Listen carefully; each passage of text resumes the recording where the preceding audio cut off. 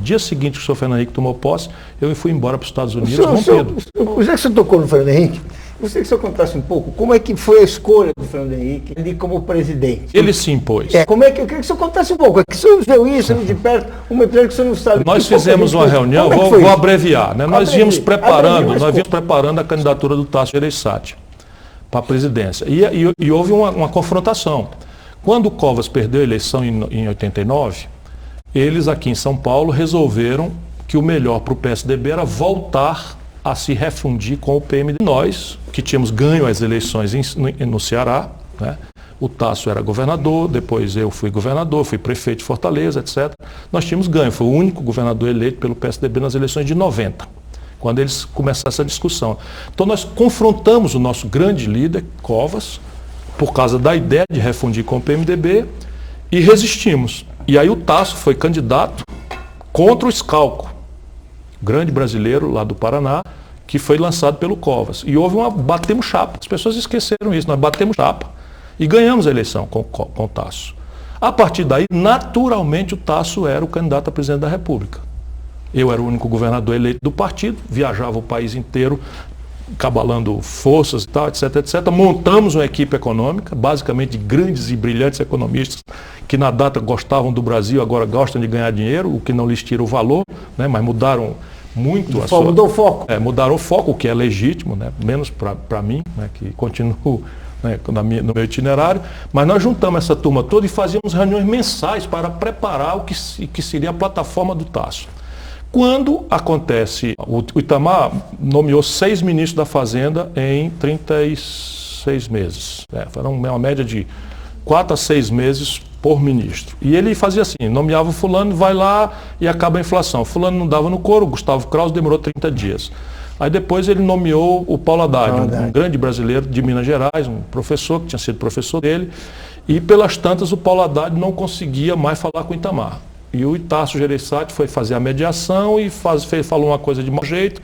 O Itamar se aborreceu com o Tasso e trocaram... Tasso que era possível ministro. Possível sucessor dele, né? O sucessor era o nosso candidato.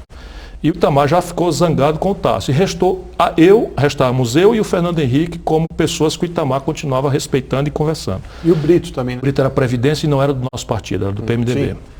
Estou falando da nossa perspectiva. E aí vai indo, o Fernando Henrique é ministro das Relações Exteriores e tudo que ele achava da vida que queria era aquilo. Não se elegia mais senador em São Paulo, não queria ser candidato a deputado, porque achava que podia perder também, porque não tinha votos para isso. É verdade, e estava encerrando a carreira política, né? Quando o Itamar demite o Paulo Haddad, enfim... Deu recupero, né? Porque não, ainda não. O recupero sucede Fernando Henrique. Essa história é fantástica. Aí o Fernando Henrique estava viajando, passa no Ceará para me comunicar que nós tínhamos ganho o prêmio mundial do Unicef para o combate à mortalidade infantil. E Itamar já tinha me dito, para eu sondar sem que ele percebesse, o Fernando Henrique, se ele toparia, que ele ia ser o ministro da Fazenda. E eu não podia dizer nada para o Fernando Henrique, porque o Itamar não queria só que eu sondasse. E eu disse para ele, se prepare que o Itamar está lhe preparando uma missão importante e tal. Ainda falei coisa parecida. Ele, que é? Não, estou só lhe dizendo para o papai. Viajou para os Estados Unidos. Acho que foi os Estados Unidos naquela época. Porque tem outra história depois que vale a pena, nas minhas memórias, contar como é que o Serra sabotou o que pôde o Plano Real. E fez o Fernando Henrique enlouquecer na hora da restauração. Nunca vi o Fernando Henrique perder a compostura, chamava o Serra de todo nome, filho disso, filho daquilo e tal. Enfim, a vida é engraçada. Enfim. E vai na sequência, o Fernando Henrique, então, é nomeado fora do Brasil, pede um tempo para pensar, o Itamar diz, ok. Quando ele desliga o telefone, o Itamar manda rodar o Diário Oficial e o Fernando Henrique viaja, nomeado já, chega aqui com a nomeação. E não tinha equipe, não tinha nada, então enlouqueceu. E nós tínhamos.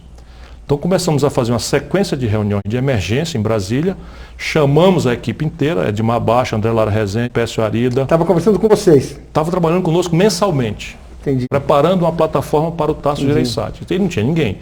Pô, vocês têm que me ajudar, etc. O último foi o Baixa. Aí digo, vai, estava na hora da posse, o Fernando, vai que eu levo o Baixa. Aí saí eu dirigindo, arrodeei o lago, estavam numa casa de senador Sérgio Machado, estávamos lá na casa dele, saímos, eu saí com o Baixa, os Baixa é o Brasil, e não sei o que e tal. Cheguei, fiz o sinal para o Fernando Henrique, pode anunciar. E o Fernando Henrique então anuncia a equipe, que era toda a equipe do Tasso, como a equipe dele. E aí começa a trabalhar, não sei o que, formulação, vou acelerar um pouco, senão turma dorme aí.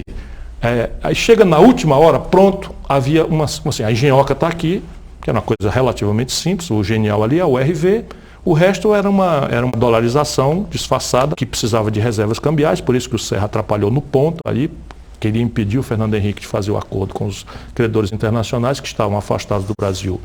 E é bom que o povo saiba disso.